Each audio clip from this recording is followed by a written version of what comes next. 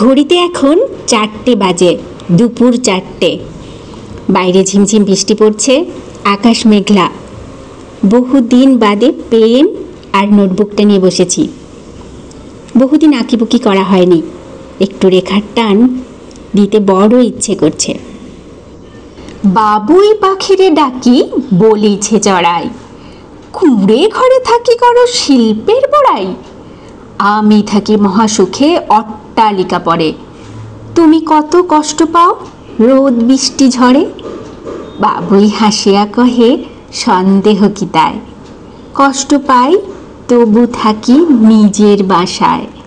পাকা হোক তবু ভাই পরেরও বাসা, নিজ হাতে গড়া মোর কাঁচা ঘর খাসা। স্বাধীনতার সুখ, রজনীকান্ত সেনের লেখা স্বাধীনতার সুখ। সেই ছোটবেলায় পড়েছিলাম, আমাদের পাঠ্যপুস্তকে ছিল। 1, 2, 3, 4 কোনো একটা ক্লাসের মধ্যে ছিল, ঠিক মনে নেই এখন। কম বেশি সবাই আমরা পড়েছি, তাই না?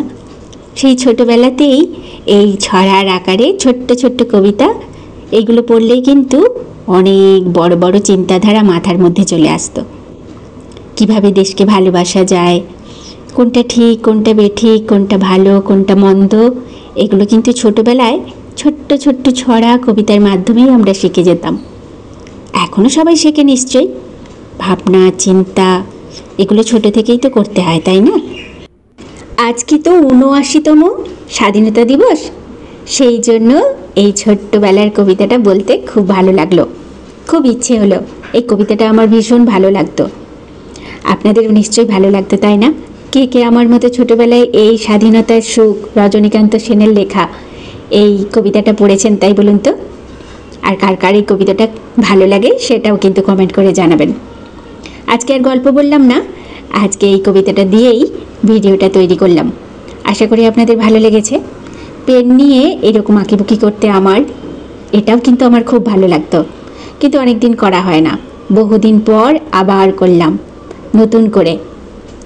আমার কিন্তু স্বাধীনতা দিবসটা সকাল থেকে বেশ ভালো কাটলো, আর সারাদিনও ভালো কাটবে, কারণ আমি এই যে বহুদিন বাদে আমার নিজের পছন্দসই একটা জিনিস করেছি, সেই জন্য মনটা বেশ ভালো লাগছে। আপনাদের স্বাধীনতা দিবস কেমন কাটলো লাইক কমেন্ট করে জানাবেন।